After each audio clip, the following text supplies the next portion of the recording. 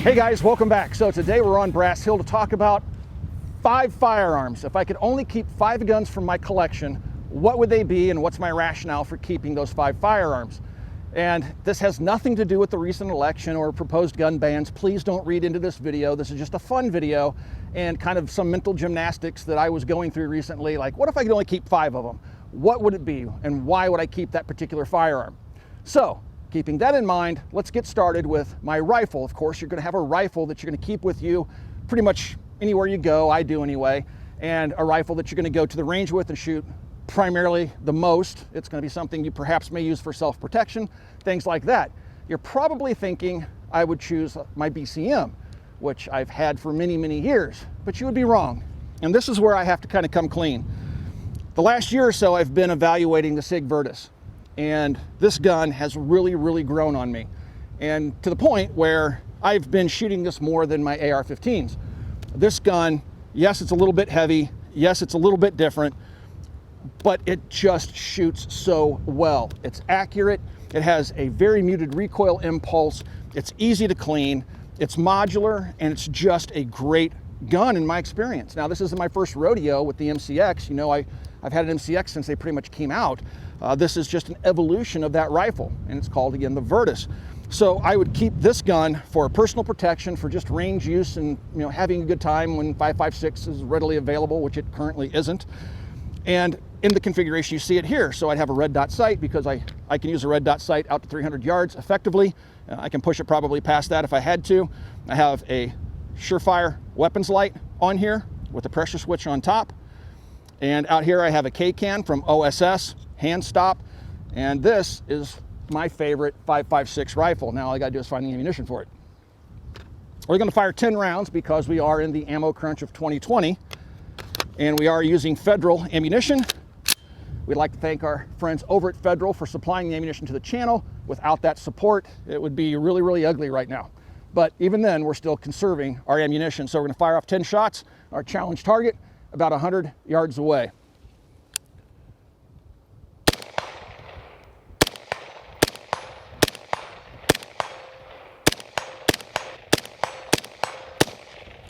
Yeah, I got crazy there. Anyway, so yeah, the gun shoots really flat, really mild recoil, and it has an adjustable gas system if you need it. I don't need it with my OSS, and it's just a great rifle. The only thing I can really ding it for is just a little bit heavy on the muzzle end. But other than that, I have fallen in love with the Sig Virtus. All right, let's see what my next pick is. Guys, please swing by and check out Big Daddy Unlimited, BDU. They help support us here at the Military Arms channel with products and things like that so we can continue to bring you content. There's a link in the video description down below that'll take you to the Mac blog and website. Please follow that link, and from there you'll find a link to Big Daddy Unlimited, and try them out just for 99 cents. You can see what they're all about. In essence, they're just like a big online store that has amazing prices. So please, again, check out BDU. One weapon you're always going to want to have on hand is a shotgun. And there's a number of reasons for that. First of all, if you need to hunt birds, you can use a shotgun, obviously, to do that. It's a good way to feed yourself. Some folks like to use a 12-gauge shotgun for home defense. There's so many practical applications for a 12-gauge shotgun, it's hard to complete this list without including that shotgun. Now, for me, it's a 12-gauge. Some folks like 20-gauge, but 12-gauge seems to be a universal caliber. It's pretty much available in any store that you go into, any sporting goods type store, and so it just makes sense. You can also hunt small game with this. It depends on what shot size you choose, and you could also hunt deer with it if you use a slug. So again, the 12-gauge is just a versatile weapon. It's always good to have one in your arsenal. This is a gun I've had for many years, into the decades, how many years I've had it. This is a HK marked Benelli Super 90 with its inertia operation system, so it's not a gas operated shotgun. It is a little bit brutal on the recoil, but it's extremely reliable. Right now I have some Federal 7.5 shot game loads in here. I have 9 rounds loaded. You can put 7 rounds into the tube, then you put 1 into the chamber, and then you can put 1 on top of the lifter, and it's called ghost loading, and that gets you up to 9 rounds inside this 12-gauge. So it's lightweight, it's very handy, but again, its only downside is even with 7.5 bird shot, the thing's got a pretty pronounced recoil impulse.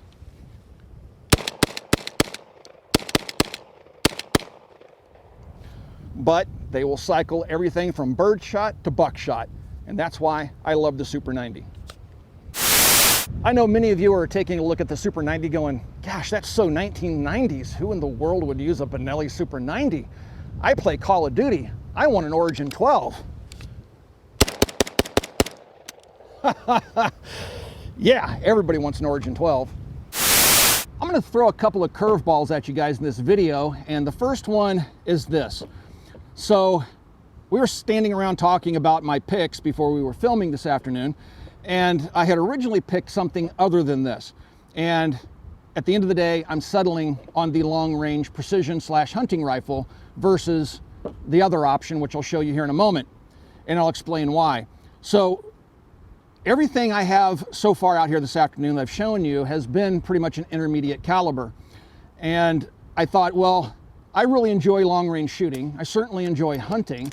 And many times you'll find yourself out in West Texas hunting sheep on the side of mountains and taking extremely long-range shots at them. And for that, you're going to need something that can pretty much put a bullet through the same hole at 100 yards. And for me, that's my Bergara rifle. This thing is affordable. You can get them for less than $1,000. And it shoots 6.5 Creedmoor, and it's insanely accurate. I have fallen in love with this bolt-action rifle. So it's affordable, it's accurate, it shoots 6.5 Creedmoor. Now, of course, you could choose 308 or some other caliber that's a bit more common, but for me, 6.5 Creedmoor is where it's at and is replacing 308 in terms of anything I hunt with or anything outside of a military caliber for a military service firearm. For anything like this, I've jumped over to 6.5 Creedmoor. So, again, this would be for sitting up on the hill in the afternoon, shooting, because I really enjoy precision long-range shooting, and also for hunting. It's going to give me a caliber that's capable of doing that. I'm just going to walk it right on out to 300 yards here.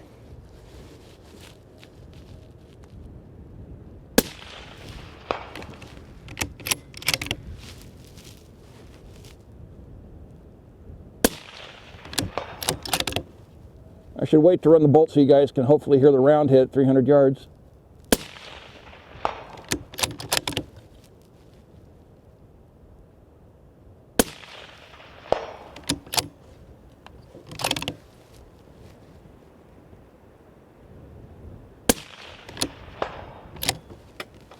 So there you go.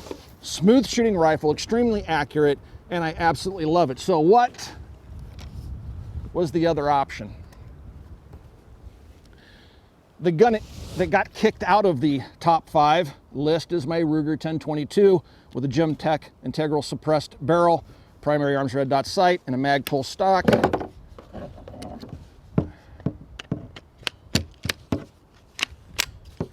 With ammunition stored here.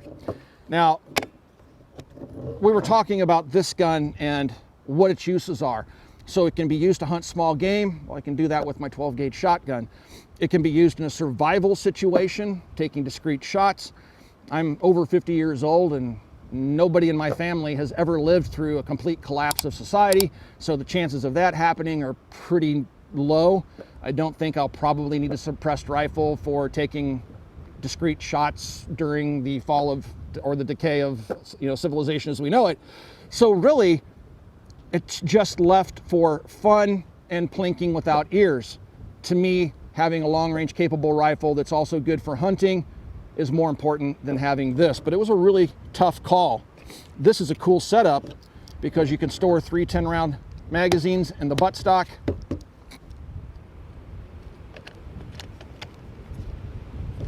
It has a optics mounting system forward of the receiver. And with the Gemtech barrel, this thing is really, really quiet.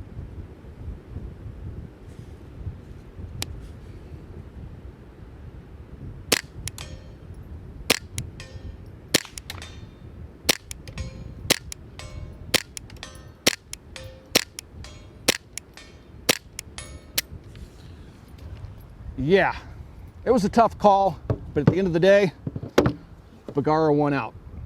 All right, guys, here's another curveball for you, the Robinson Armament XCR. Why have I chosen this? Because it's a true multi-caliber rifle. Yes, I know that you can change calibers with the AR-15 by swapping the upper and the bolt and playing with your recoil spring and, you know, buffer and things like that. There's a lot of tinkering that goes on changing calibers with AR-15s. Trust me, I know. I watch Jason do it every day. The XCR, when you swap calibers, you either have to do something as simple as just change the barrel, or sometimes you have to do something as complex as change the barrel and the bolt. You get my point. It's simple. This gun easily goes back and forth between calibers, and it does so within minutes. Because of YouTube's stupid rules, I can't show you the modification of a firearm, so I'm just going to explain to you the process. If I want to take the barrel out of this, currently it's set up as a 6.8 SPC for my deer rifle. This is a 5.56 barrel. If I wanted to make this a 5.56 gun, I loosen this screw by a couple of turns, pull my existing barrel out, slide the new barrel in. It'll index on this detent here on the barrel, tighten that nut down, torque it down, and then all you have to do is swap the bolt out in this case. Now, if you're going from 5.56 to 300 blackout, it's just a simple barrel change. It uses the same bolt. So if you want to change the bolt to take it back to 5.56, take your recoil spring out. It's just basically field stripping the gun. Take the gun apart, take your bolt off, grab your other bolt, put it in, put the gun back together. Now I'm going to put the 6.8 bolt back on there before I forget and do something stupid. But that is as complex as it gets doing a caliber conversion on the XCR, which again, I'm being facetious. It's super, super simple. This gun field strips very easily and changes calibers in minutes. And I don't have to change the recoil springs, nothing. I literally swap a barrel or swap a barrel and a bolt. So with that being said, I have this set up as a 6.8 and I want multi-caliber. Why? Well, 5.56 is kind of limited in its range and power. So if I want to extend that range and extend that power, make more power, I have to use something like a 6.8 or 6.5 Grendel, and that is capable of being done with the XCR as easily as I just showed you. Now, another problem with AR-15s and the XCR, because it uses the same magazine, are the magazines when you switch calibers. When you go between 7.62 by 39, 300 blackout, 5.56, 6.5 Grendel, you need to keep buying and using different magazines. That was the case for us as well until I discovered the Unimag. The Unimag, I don't have one here that you can see the follower on. The Unimag has a multi-part follower that adjusts so that when you put different caliber rounds in the magazine, it doesn't bind up. So when you change calibers, where before you would be using different magazines for each caliber, now with the Unimag, you can run just one magazine. We've used these magazines with 6.8 SPC, 6.5 Grendel, 300 blackout, 7.62 by 39, and 5.56, and it's worked in all of those firearms. You will find mixed reviews of these magazines online, but we've had very good luck with them. I have this one loaded up. I don't know how many rounds I have loaded, but this is my multi-caliber deer rifle.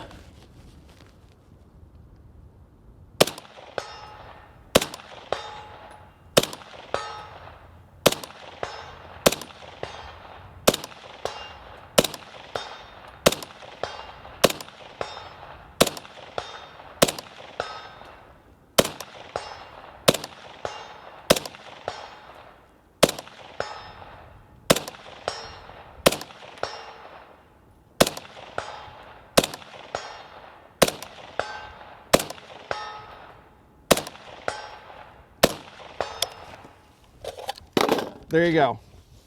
I love the XCR. They also make it in a larger body, if you will, and there you can use 308, 6.5 Creedmoor, things like that, but I would opt for the L version, the light version, which is this one, and calibers like 6.8 SPC and 6.5 Grendel. So what's left? You know, I've chosen 4 guns already. What's missing? Handgun, of course, and the handgun I would choose to keep would be my CZ75 PO1 and 9mm. I love this little handgun. I carry it with me. It's covered in lint, as you can see. Holds 15 rounds of 9mm. I have this one modified. This one has the Cajun Gunworks trigger system in it, and also I have the TFX Pro sights on it. And this little handgun is just my baby.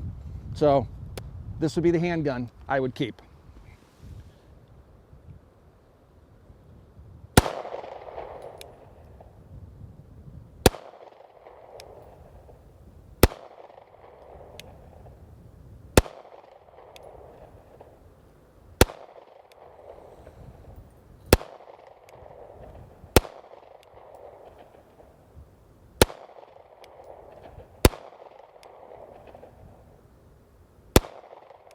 Oh, there we go.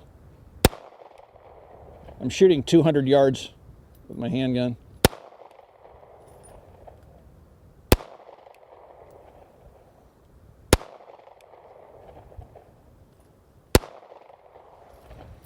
All right, guys, hope you enjoyed today's video. I'm sure you're going to have some disagreements with my choices, and I look forward to reading those comments down below. And I also look forward to seeing what you guys say you would personally choose. Now, you can just pick guns that you don't even own yet, things that you would just like to own, and list those down below. I look forward to reading those comments.